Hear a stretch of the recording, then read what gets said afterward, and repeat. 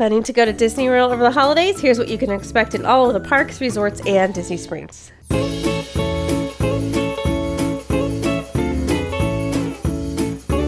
Before we get into the details of what to expect at Disney World, let's talk about when it even begins, which sounds like a simple question, but actually isn't.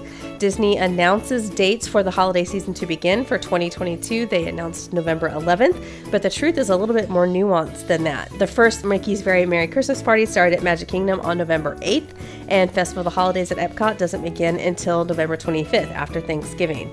Hollywood Studios and Animal Kingdom are likely to have all their stuff up by November 11th, or they had most of their stuff up, while the resorts actually build throughout the month, and usually by Thanksgiving, they have all their decor up. So November 11th is kind of a Hollywood Studios Animal Kingdom date, but the truth is that it kind of starts November 8th and goes through Thanksgiving before all of the decor and festivities are in place. As for when the holidays end, that is a gradual process. It takes several weeks for the decorations to all come down.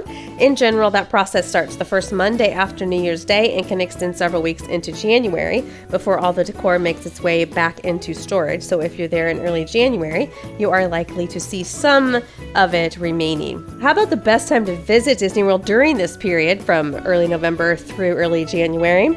The busiest is definitely going to be that week between Christmas and New Year's Day. And that is when the parks sometimes have hit capacity in the past. But if you want to be there at the very best time, we recommend the first 2 weeks of December for the lightest crowds, not light crowds, because the word is out on this time period, so lots of people do go, but it is lighter than many other periods during the holidays, and the weather is usually decent. It also includes Festival of the Holidays. So if you go in November, you are going to miss some of the resort decor. You're going to miss Festival of the Holidays if you're there before Thanksgiving. First 2 weeks of December allows you to see everything. Let's first talk about what to expect at Magic Kingdom. So, of course, Magic Kingdom has Very Merry Christmas Party, which we have a totally separate video and articles about. So if you want more information on that, please check those out. But in general, it requires a separate ticket. It's available a few nights per week and has its own character meets and entertainment, etc. However, as we get closer to Christmas, some of the entertainment from the Christmas party, including meeting Santa Claus, becomes a normal part of Magic Kingdom entertainment lineup. So you don't have to have a Christmas party ticket to enjoy it if you're going Christmas week. Outside of those offerings, you do have Cinderella Castle projections that you can enjoy if you're visiting Magic Kingdom. You can ride Jungle Cruise with its overlay, which they call Jingle Cruise. There are special PhotoPass and Magic Shots available during the holidays. And there are a few things that used to take place that may surprise you because they are not available, including the tree lighting ceremony with the Christmas tree at the front of the park, and the Holly Jolly Trolley Show, which is the Dapper Dans on the trolley. That is not happening, though they do often perform at the train station. And perhaps most missed of all is the Castle Dream Lights, which are the lights that are draped all over the castle. We expect those to be back in 2023. On the upside, no crane to get in the way as they put them up and take them down.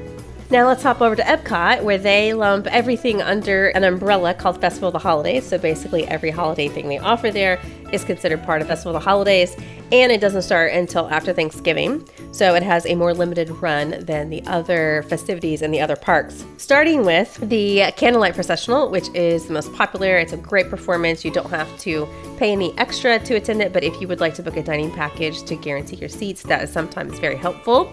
There are also a couple of ride overlays, including Guardians of the Galaxy, which has a special holiday song, as well as Living with the Land, both worth checking out for sure. There is also Spaceship Earth holiday lighting composition. They do change the Spaceship Earth lighting over the seasons, and we always enjoy that.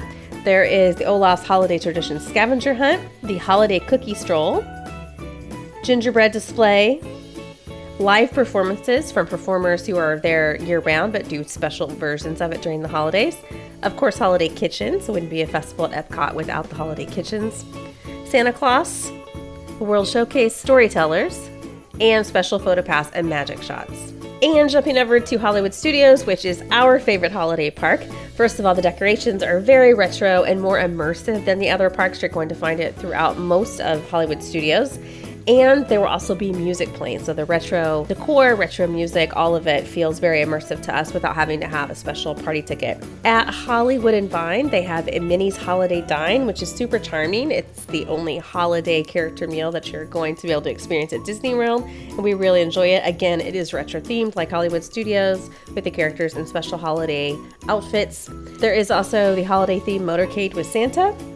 Sunset Seasons Greetings, which plays continuously on Tower of Terror and ends in Snope. So if you want some Snope, this is a good place to do it. Frozen Sing-Along has a holiday finale. There are special photo pass and magic shots. However, Jingle Bell Jingle Bam, which in the past has been a nighttime show available during the holidays on the Chinese Theater, is not back for 2022.